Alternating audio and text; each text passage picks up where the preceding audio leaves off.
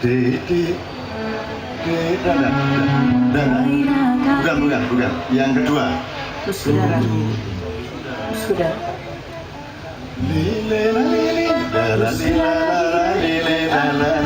Itu lagu Israel. Tapi tolong teman-teman NU di desa-desa tahu lagu ini karena mereka memakainya untuk sholawatan. Tanpa mereka tahu bahasa usulnya dari Israel. Itu nah Gus Dur datang ke sana dulu itu untuk minta maaf. Kira-kira ngono apa saya usul-usul aja lah. Nah, itu kalau di selawatan di desa-desa itu pakai kalimat apa? Lama ashku Coba sekarang pakai terbang aja. Coba NU-an. Tadi Israelan, sekarang NU-an. Gitu, oke. Yo. Lama ashku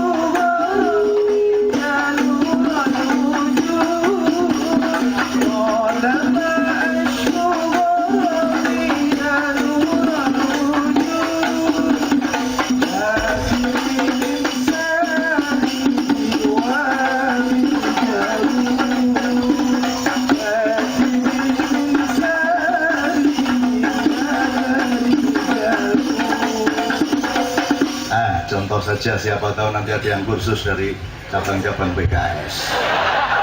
Contoh saja gini, terus yang lagu terakhir tadi ya, itu kan Anda kenal itu lagu apa kalau di gereja? Judulnya saya enggak tahu, pokoknya itu lagu gereja. Kalau Natalan pasti dengar lagu itu. Saya ingin ingatkan dua hal. Yang pertama, syairnya tadi itu baina katifaihi alama khotimar rusil kiram. Itu satu karangan dari Syekh Imam Busiri.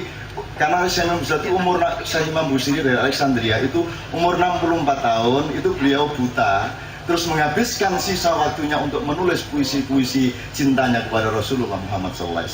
Salah satu syairnya baina katifai alama. Di antara dua baunya Rasulullah itu ada ada tanda-tanda kerasulan dia. Khotimar rusul kiram, kan gitu. Jadi syairnya tadi syairnya Imam Busiri. Terus lagunya, kalau disebut lagu Kristen aneh juga, wong itu lagu Eropa. Sebab Kristen itu lahirnya di Palestina, kan gitu. Nah Palestina lagunya lagu Arab. Jadi Nabi Isa sendiri bingung kalau dia dengerin lagu-lagu gereja. Karena Nabi Isa tidak pernah. Nyun Sewu ini Mas Roni ini datang nanti saya diingetin, Roni ini pendeta dari Gereja Isa Al-Masih Semarang. Saya ngomong gini terus terang di mana-mana. Karena Nabi Isa atau yang mereka menyebutnya Yesus Kristus itu kan memang lahirnya juga di Bethlehem di daerah Palestina, Israel sekarang. Yang juga seluruh kebudayaannya bukan kebudayaan seperti di Eropa. Sedangkan lagu-lagu yang dikenal di gereja sekarang adalah lagu-lagu Itali, Jerman dan seterusnya. Yesus sendiri tidak pernah mendengarkan tidak pernah dia. Tapi kalau dia dari surga nginguk, lagu apa gitu? Gitu kira-kira. Terus apalagi ada cemara. Di sana nggak ada pohon cemara. Ada salju, itu juga bingung. Kok ada salju? Oh, kok putih-putih? Nggak paham ya. Gitu. Rasulullah aja sekarang kalau lihat Indonesia tuh agak banyak bingung deh. Saya ini kan oleh NU dituduh agak Muhammadiyah, oleh Muhammadiyah dituduh jani NU, begini selawatan terus. Suatu saat saya terdesak harus memastikan saya ini NU atau Muhammadiyah. Dan saya daripada bingung, saya tanya sama Rasulullah yang membawa Islam dari Allah kepada saya. Ya Rasulullah, saya ini baiknya masuk NU atau Muhammadiyah? Saya tanya gitu, Rasulullah malah takon, NU itu nggak tahu dia. Oh ya wes, saya sampean gak lu nek ngono tak melok saku ngene, saya akan bikin satu lembaga ilmu yang namanya Nahdlatul Muhammadiyah gitu. Insya Allah segera akan lahir. Itu bagian yang mendamaikan semuanya, Nahdlatul Muhammadiyah. Kumpulan orang-orang yang berwatak Muhammad. Kan gitu kira-kira ya. Nahdlah itu tali, Muhammad dia itu orang yang bersifat Muhammad. Kan kira-kira gitu. Maka semua orang NU itu adalah puncaknya menjadi Muhammadiyah. Karena ulama yang baik, yang warasatul anbiya, dia pasti bersifat Muhammadiyah. Dan kalau sudah jadi Muhammadiyah, berkumpullah di dalam Nahdlatul Ulama. Kan itu tak olah walik bingung orang. Tuh teman-teman sekalian, oke, bismillah, saya senang sekali pada malam hari ini. Senang saya tidak untuk PKS, tidak untuk Kiai Kanjeng, senang saya untuk Republik Indonesia dan masa depan dunia.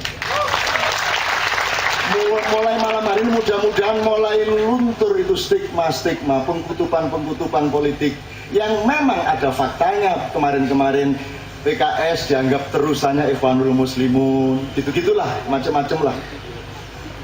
Dianggap masih untung nggak dianggap terusannya Al-Qaeda, kan gitu kan. Osama bin Laden terus dianggap masih sedulur sama Hidayat bin Laden, gitu. Oke, bismillah.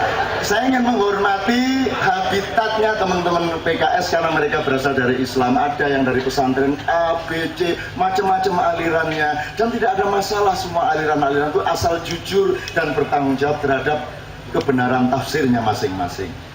Gitu loh. Jadi menurut saya kelemahan kita adalah kita tidak tahan hati melihat orang tidak sama kita.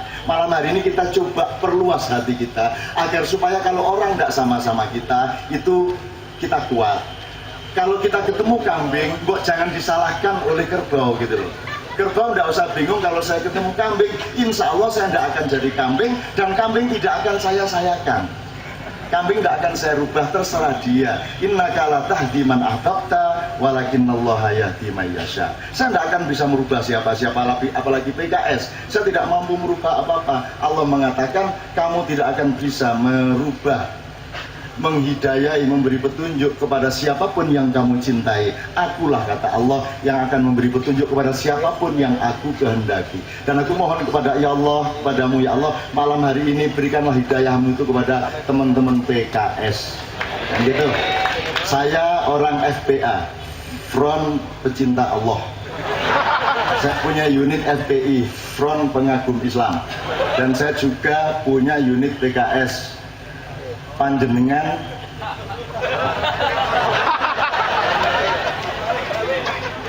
ya udah. PKS itu PKS itu hanya lagi ngarang nih saya.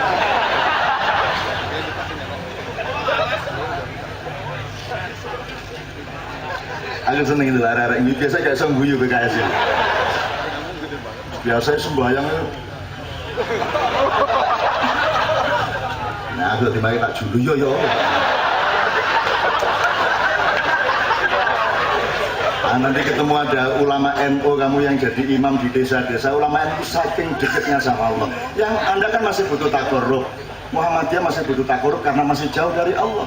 Kalau NU yang kuno itu tidak butuh pendekatan sama Allah karena sudah dekat sama Allah. Mereka sudah friend sama Allah, sudah koleganya Allah. Sama dengan Ibrahim alaihissalam Khalilullah.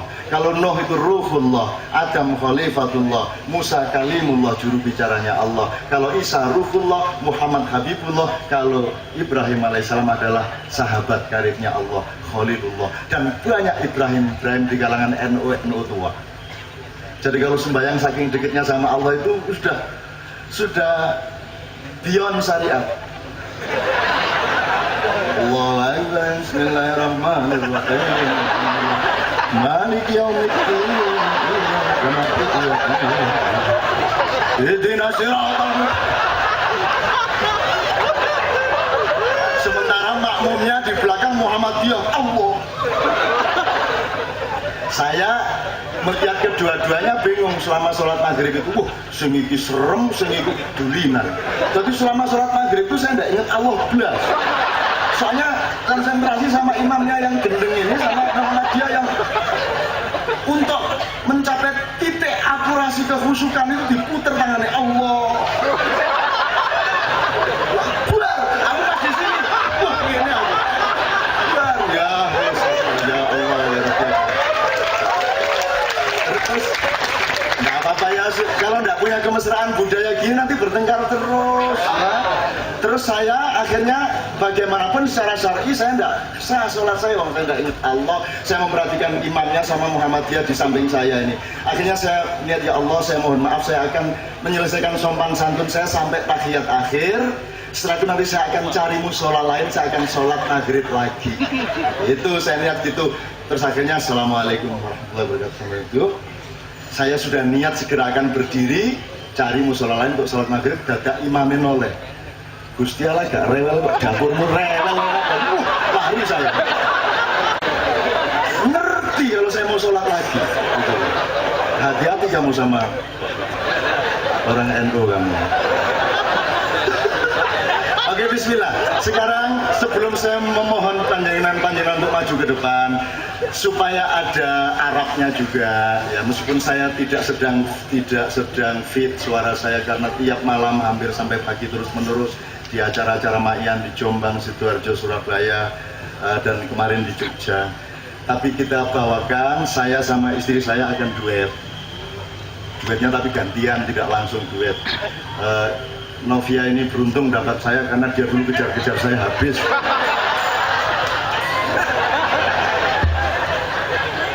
Kan fakta harus dibalik kalau di depan publik demi pencitraan, ya kan gitu.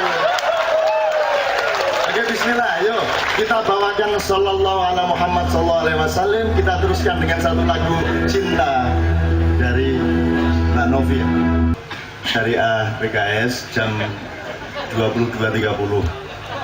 Tapi kalau ada rukhsah ya bisa lewat 10 menit, setengah jam, itu tergantung. Kalau boleh dijamak dengan permesraan yang besok kita majukan hari ini. Tapi saya ngikut sami' wa ta'na karena saya tamunya PKS, adhaifu kal mayyit. Tamu itu seperti mayat, diseret mau, tidak diseret mau, dikubur monggo, tidak yang monggo. Tapi pokoknya saya mengabdi kepada Anda karena ya Allah, tidak ada kebaikan yang ditawarkan kepadaku yang boleh aku tolak. Semua orang yang berubah, semua orang yang memperbaiki dirinya, itu adalah karena Engkau, dan aku akan bersyukur atas segala perubahan yang terjadi di muka bumi dan Republik Indonesia ini. Nah, sekali lagi saya mohon, ini saya sekarang mewakili orang Jogja, karena saya orang Jogja dan saya tidak ngerti pertimbangannya kenapa Mukernas ini di Jogja. Itu pasti tidak ada hubungannya sama rame-rame mengenai bisnis pasir besi internasional yang membuat keistimewaan DIY diurik-urik gitu. Kita nggak akan ngomong, tapi pokoknya I welcome you all PKS friends di Yogyakarta. Nah, saya senang karena baligo-baligonya itu pakai pakaian Jawa. Itu satu pernyataan yang sangat jelas kepada tidak hanya Indonesia, kepada seluruh dunia bahwa PKS bukan seperti yang kamu sangka. Kan gitu. Sayang malam hari ini Pak Hidayat Nur Wahid sebagai orang Prambanan tidak pakai belangkon. Tapi serapopo, tapi saya senang, bener senang melihat, tidak tahu tuh nyewa di mana itu dia foto itu nyewa dia. Tapi pokoknya saya senang, dan tolong dipelajari sekali-sekali pakailah belangkon Solo, tapi juga kapan-kapan pakailah belangkon Jogja, kapan pakailah juga belangkon Solo, karena ada beda yang sangat substansial. Kalau Solo tidak ada, Solo langsung seperti kalau Jogja ada gininya. Jadi Jogja memiliki strategi behind. Jadi kalau orang Jogja ngomong iya, masih ada bendol di belakang kepalanya, kan gitu kira-kira. Nah, ini juga mohon disadari. Nah, untuk itu teman Kiai Kanjeng akan mengucapkan selamat datang sebagai orang Jogja. Dan Anda orang Jogja itu ditakdirkan Allah lahir di Jogja, dengan kebudayaan Jogja, dengan bahasa Jogja, dengan tipe-tipe estetika Jogja, dengan kurang ajar model Jogja, dengan slang-slang model Jogja. Dan kalau PKS masuk ke sini, ada baiknya mendengarkan yang asli Jogja seperti itu. Kan gitu kan? Kan asiknya hidup ini karena slang Jogja lain sama slang Madura, lain sama Betawi, lain sama Jawa Timur. Dan Jogja ini puncaknya nanti namanya kesenian Mataram. Jadi dagelan Mataram lain sama Sri Mulat, yang merupakan puncak dari kesenian ludruk yang lahir di Jombang.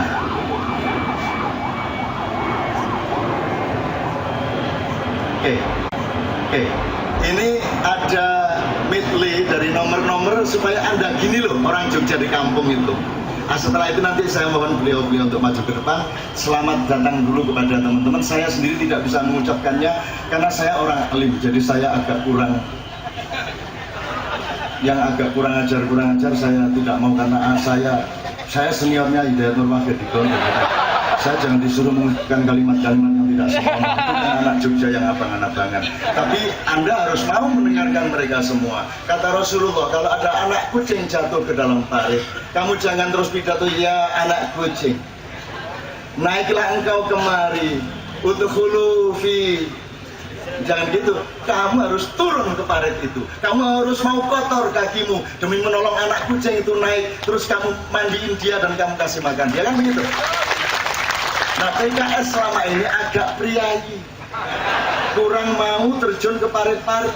Nah, saya kan hidupnya di parit, kan gitu. Tapi mulai hari ini saya lihat mereka siap menolong siapapun, berkotor-kotor kayak apapun demi kemaslahatan dan kemesraan semua umat manusia. Amin ya rabbal alamin. Inilah nomor-nomor asli dari kampung-kampung Jogja, supaya nanti beliau punya bahan bahwa ini di Jogja. Yuk, bismillah teman-teman, yuk. Saya senang-senang saya mendengarkan musik blues, rap, jazz. Itu tetap tidak ada adrenalin yang tumbuh seperti kalau dengerin asli-asli kayak gini. Ustadz, saya mau nambahin satu lagi yang nggak pakai musik lah. Tetap masyarakat kita tuh punya kekayaan yang luar biasa dan kita akan bangkit kalau kita benar-benar mau menghormati Taulut, tabutnya itu. Kalau istilahnya Daud sama Taulut itu, Taulut dipilih oleh Allah itu karena dia yang menjaga tabut, menjaga kebudayaan dan kesadaran masyarakat tradisi. Mas Nevi aku njaluk si Jimne yang nggak pakai musik.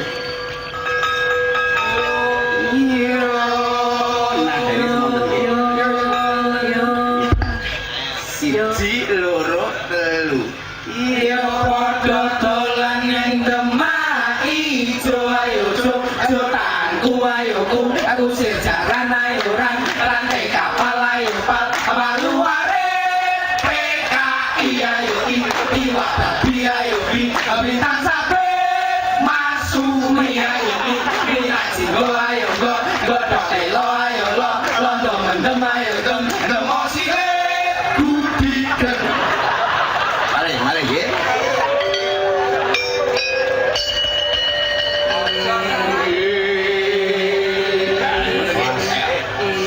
Tunggal kali go. Esok tuku lan nyangking botol kanca lawas dijak dolan menyang kali pelem iku kecup nguwi jero tumo iku manggone ana ing rambut jempol sikil kalatil kena patil idu kuwi dolanan ora apik tempolong yen digeret beseke kulit silet silet iku dijupuk aja dicawuk gawong bal-balan jaringe arep pripil pendung wesi nggepuk sindo korupsi.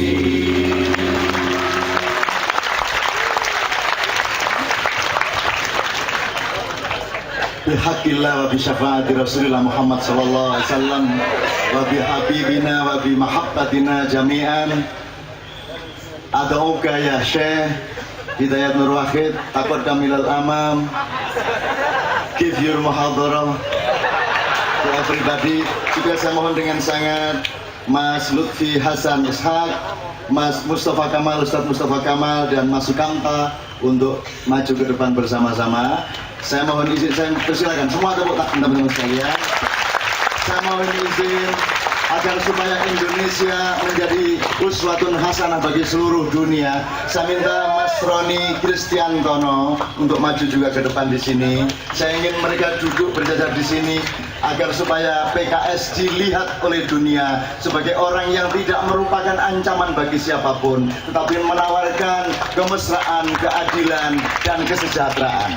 Mas Roni, saya persilakan. Tafadhol, kita duduk di bawah. Ya, para vokalis minggir. Tafadhol, silakan. Oke, enggak apa-apa. Ya, tafadhol. Oke. Ini Mas Roni. Ya, ini pendeta, kelihatannya gini nih, pendeta dari gereja Isa Al-Masih. Saya nggak tahu kenapa pakai kata Isa Al-Masih. Silakan Roni duduk. Ya, oke. Sekarang saya jadi ingat muhadharah. Karena saya dulu diusir gara-gara jadi ketua muhadharah. Dari Gontor, muhadharah itu klub pidato yang wajib bagi seluruh Singgor. Oh kibar juga ya, wajib. Jadi kita di Gontor, ini nostalgia sama beliau ya. Di Gontor itu kita belajar orasi, belajar ekspresi itu 3 kali seminggu. Kalau hari Kamis yang bahasa Arab, kalau malam Jumat bahasa Indonesia, kalau malam Senin bahasa Inggris. Jadi beliau expert di 3 bahasa itu. Saya tidak bisa bahasa Inggris dan bahasa Arab karena saya ketua muhadharah, sehingga saya berhak tidak memilih diri saya sendiri. Nah itu makanya jangan jadi ketua.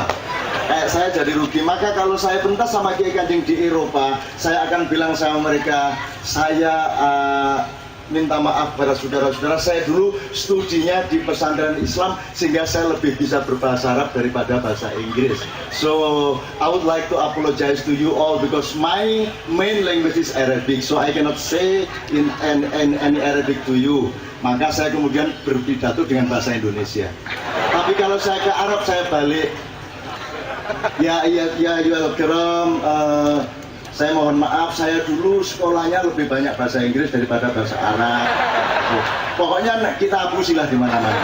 Asal hasilnya kemesraan dan yang halal, insya Allah tidak apa-apa. Sekali lagi tepuk tangan, kita dengarkan tausiah dari beliau, Ustaz Hidayat Wahid. Tafadhol.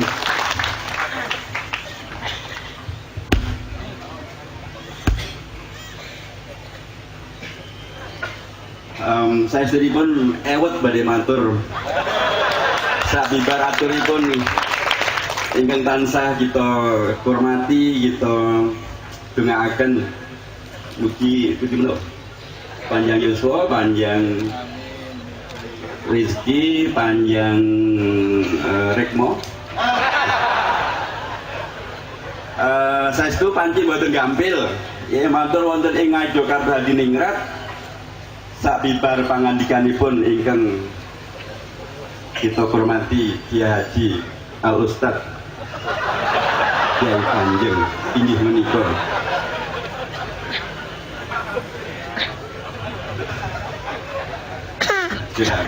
mau siap-siapkan karena baru dilatih jadi Ustad, jadi mulakan seperti itu.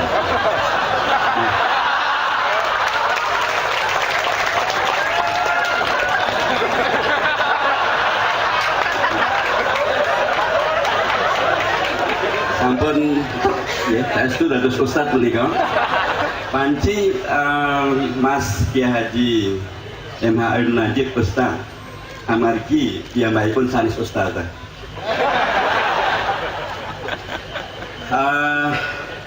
Namun awit menika wahono kangge munajat mila kula kedah ugi matur sepindah nyuwun pangapunten dumateng asmanipun Mas MH Ainun Najib ugi sedaya priyaga wonten Ngayogyakarta. Kula wonten ing dalu menika mawi peci mboten mawi blangkon. Amargi judulipun panji munajat. Nek judulipun munajat mbok menawi mawon.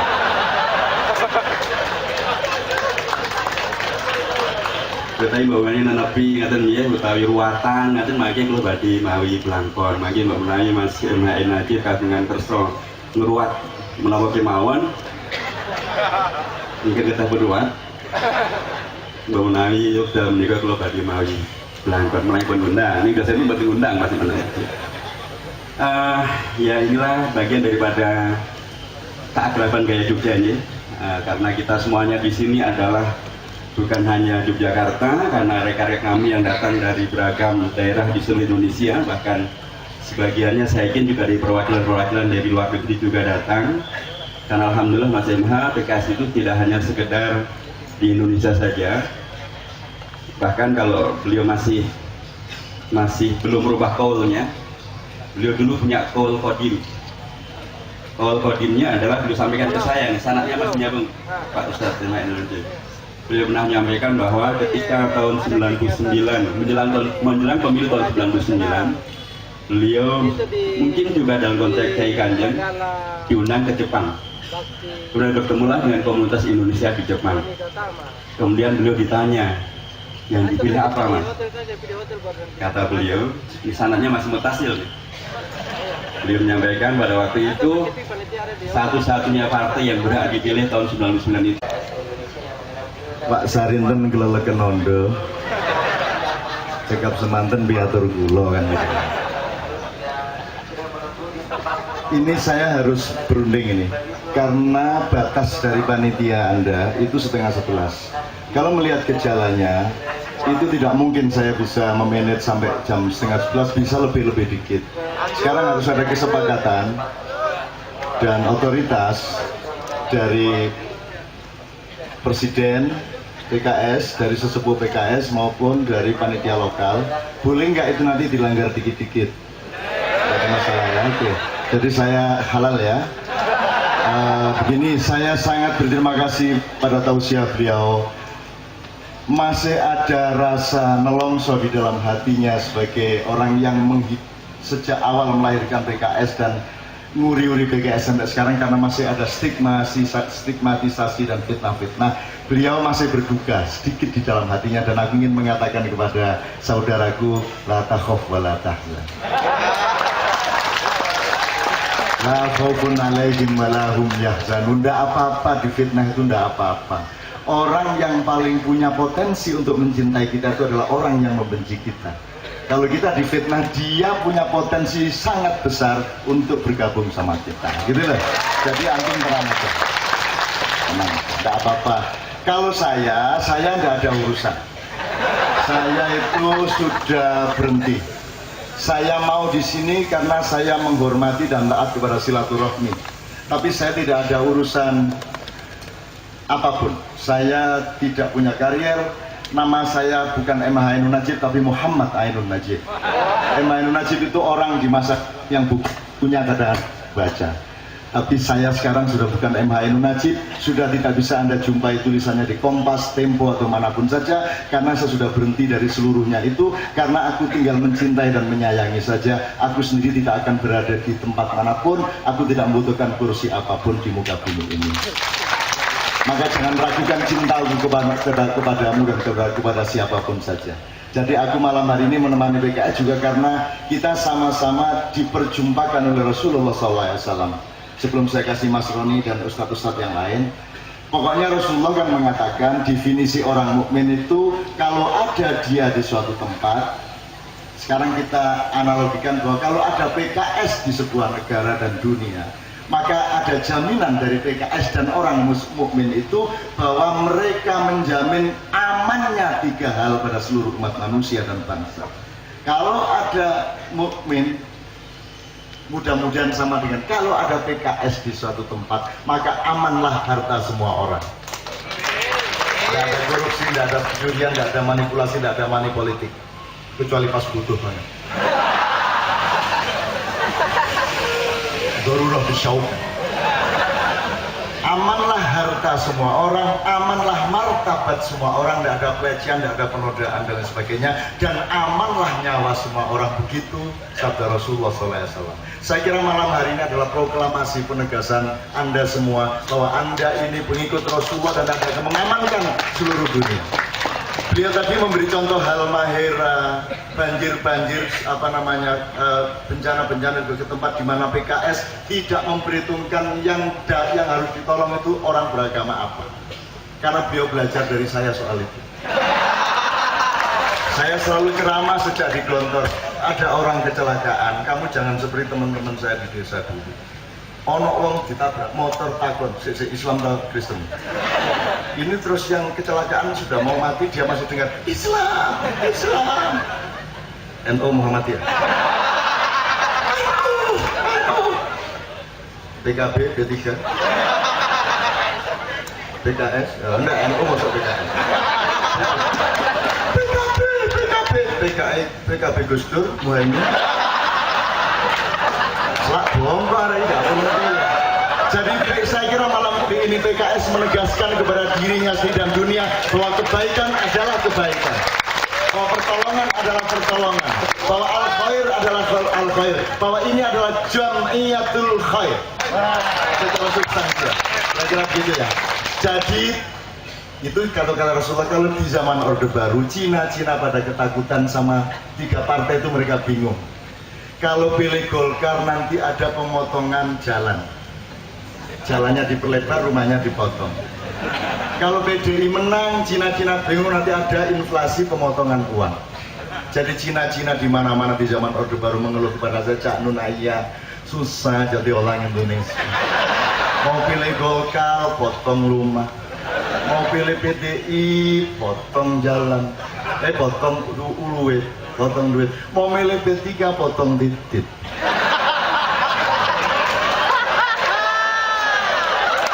Jadi saya jamin kalau PKS menang di Indonesia dan di dunia, tidak lantas yang tidak sunat terus dipaksa sunat. Tenang aja, tidak ada kemaksaan itu. Kira-kira begitu ya. Itu di zaman Orde Baru seperti itu. Amin ya rabbal alamin. Oke, bismillah. Sebelum saya persilakan kepada Presiden dan Ustadz, biarkan dulu ada langsung Mas Roni untuk merespon singkat padat agar supaya Roni saya juga bingung dia Cak Nun kok di PKS. Loh, aku masih di kandang wedhus kate lapo kok. Jadi saya masuk kandang kambing karena saya cinta kambing dan jangan khawatir saya tidak akan jadi kambing. Kan gitu. Dan kambingnya tidak akan saya jadikan saya, tenang aja. Kita bergaul dengan daun, dengan angin, dengan langit, dengan bumi. Setan aja saya bela. Karena setan tidak ada. Setan itu produk kita sendiri. Kalau iblis ciptaan Allah, kalau setan ciptaan manusia. Alladzi yuwaswisu fi sudurin nas minal jinnati wan nas. Kalau setan itu unsur kimia, kalau iblis itu cahaya. Kemudian diapikan oleh Allah karena dipasang untuk tidak mau bersujud kepada Adam, kan gitu. Fasajadu illa iblis. Kalau ingin ini agak lebih jelas, maka dikit-dikitlah sama saya, kapan-kapan saya jelaskan. Nah, Mas Roni ini dia seorang pendeta, masih muda, dan dia kemana-mana kalau saya lihat relevan saya ajak dia. Mas Roni ketemu sama teman-teman Islam. Dia kalau mengeluh soal Pandeglang, soal Ahmadiyah, soal Temanggung, dia mengeluh. Dia yang jelasin ke saya, Cak, di Temanggung itu yang terpidana itu justru orang yang paling memusuhi kami. Di kalangan Kristen dia juga memusuhi kami. Nah sekarang kami tidak ikut apa-apa, malah dihabisin gerejanya di Temanggung. Di Kristen juga ada PKS-nya, ada FPI-nya, ada NU-nya, ada Muhammadiyahnya. Lebih serem di sana. Jadi tidak kok Kristen itu satu, Islam itu satu, enggak. Di dalam Islam itu macam-macam juga. Antara Gus Dur sama Gus Dur aja beda kok sore sama malam. Jangankan antar kelompok dalam antara Gus Dur dewe itu saja. Antara seorang tokoh dengan dirinya sendiri, dia esok jelek nih, bisa berbeda. Lah kok Kristen segitu banyak? Pasti ada berbeda-berbeda. Maka orang Islam kalau mau ngamuk dipelajari dulu. Gitu loh. Ngamuk sakarmu tapi pelajari dulu gitu loh. Tapi kalau bisa nggak usah ngamuk, kan gitu kan? Nggak usah ngamuk. Ayo kita saling mempelajari ta'arufu, lihat apa? Syu'uban wa qabaila li ta'arufu, kira-kira begitu ya. Itu saya dulu nyuwun sewu, saya sama beliau itu kalau dia ini bener-bener santren lontor. Saya itu baru belajar mafudot terus diusir. Jadi saya belum belajar balaghah. Nah, sorok belum saya. Beliau alhamdulillah. Nah saya itu baru 2,5 tahun baru belajar manjada wajada, mansaro alat darbi wasola. Kan itu dok. Dan tidak belajar apa-apa. Beliau 16 tahun belajar bahasa Arab, lalu belajar bahasa Arab di India. Gitu. Akhirnya saya diusir pulang, saya ngaco di desa saya. Orang ngaji, saya ngaji sendiri di luar masjid. Yang di dalam, aku di luar, mereka ngaji, aku di luar ngaji. Pempojaran tak malam.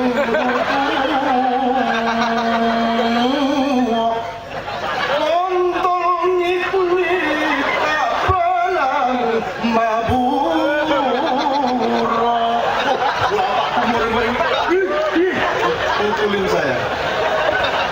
Salahnya aku diusir, aku mau di pesantren kok diusir. Salahnya, jadi kalau saya sampai begini, yang dosa Kiai Gontor. Ya. Oke, bismillah Mas Roni. Tolong singkat padat seadanya, bismillah. Ya, terima kasih.